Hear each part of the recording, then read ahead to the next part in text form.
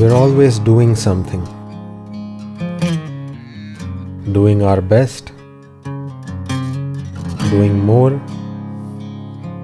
Some days I feel that I'm not doing enough, and others are doing so much more. If I don't do, then I may get left behind. It's called the hustle culture. But are we aware of what we are doing? Is there a purpose, or are we only doing to keep ourselves distracted?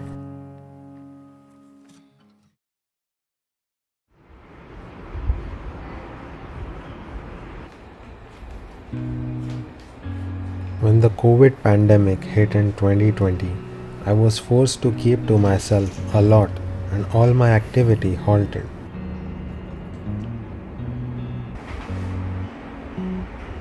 It was the first time in my adult life that I truly gave time and attention to myself. I spent time introspecting and thinking about my choices, my ideals, and my goals.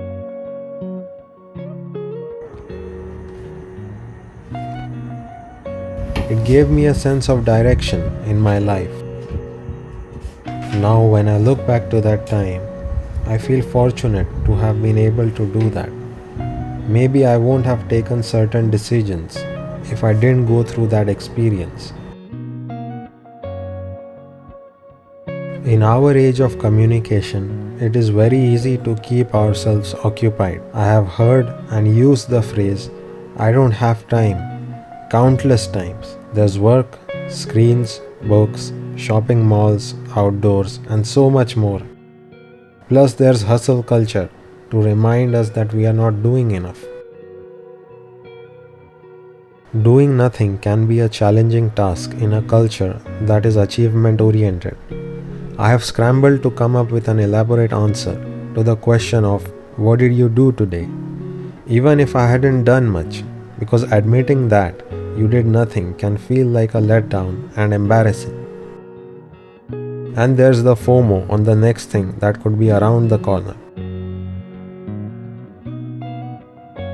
I recently listened to a lecture by a neuroscientist where he described the brain to be a predicting machine. Our reality is a construct of our brain, an illusion. Because of the little data that is getting through our eyes, the brain kind of builds on that and fills in the blanks with our own biases. So, in a sense, we see only a part of what is out there.